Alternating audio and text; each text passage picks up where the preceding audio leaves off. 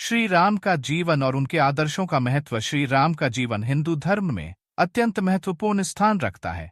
वे न केवल एक आदर्श राजा थे, बल्कि एक आदर्श पुत्र, पति, भाई और मित्र के रूप में भी पूजनीय है।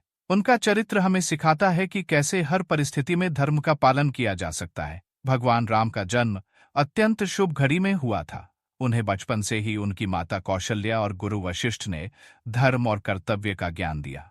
जब ऋषि विश्वामित्र के यज्ञ को राक्षसों से बचाने का समय आया, तब राम और उनके छोटे भाई लक्ष्मण ने निडरता से राक्षसों का सामना किया और उनकी रक्षा की। यही से उनका राक्षसों के विरुद्ध धर्म युद्ध शुरू हुआ। उनकी विवाह कथा भी प्रसिद्ध है।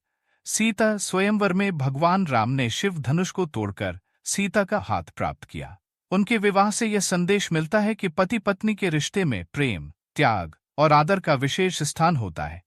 जब माता कैकेयी ने राम को 14 वर्षों का वनवास भेजने का निर्णय लिया, तो राम ने इसे अपनी माता और पिता की आज्ञा मानकर सहर्ष स्वीकार किया।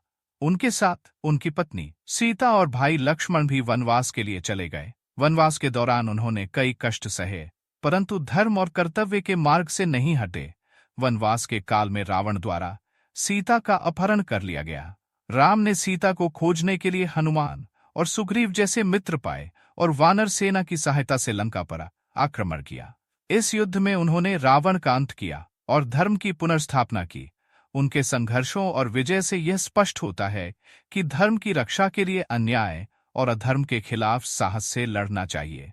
अयोध्या लौटने पर उन्होंने राम राज्य की स्थापना की, जहां हर कोई सुख और शांति से जीवन व्यतीत कर सकता था।